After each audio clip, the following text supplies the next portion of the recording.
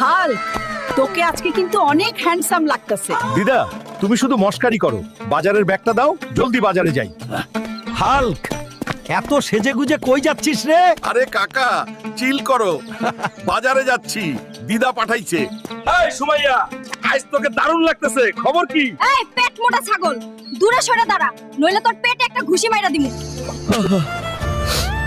আজও সুমাইয়া আমাকে পেট মোটা বলেই গালি দিল। আমি তো সুমাইয়াকে অনেক ভালো পাই। হাল্ক, তুমি এখানে বসে কেন কান্না করছো? কে তুমি? তুমি কি আমার সাথে বাড়ি যাবে? হ্যাঁ, যাব।